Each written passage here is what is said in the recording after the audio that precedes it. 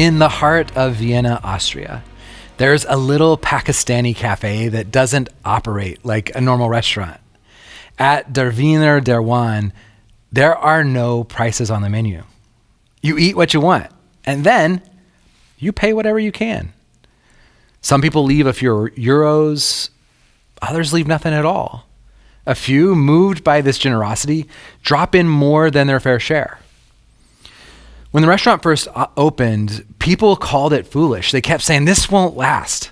People will take advantage. No one gives something without expecting something in return.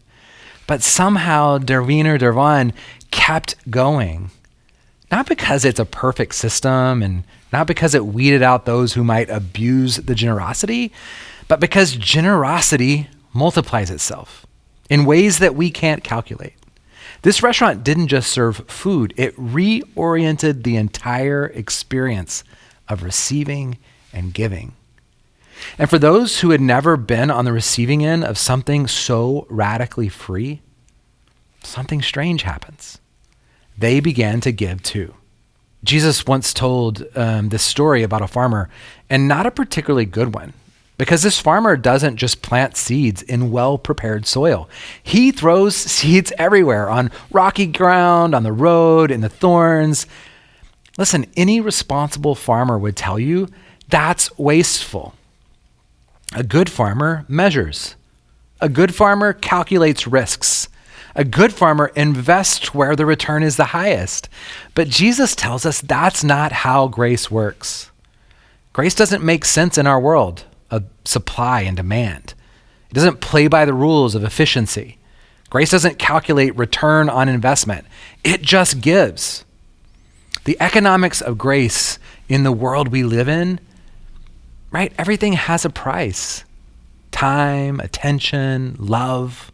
We were taught from childhood that resources are limited and that you only give what makes sense, that you measure what you invest so you don't get burned.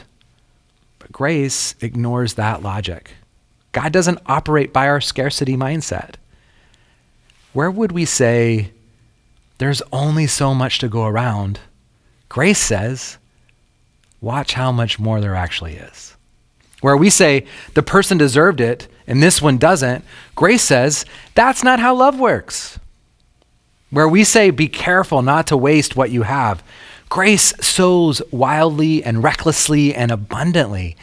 Grace never runs out. See, the math on grace is always wrong because grace isn't about fairness. It's about abundance. So today, where are you measuring too much? Where are you holding back because you're afraid to waste? Where is grace inviting you to throw the scales out the window?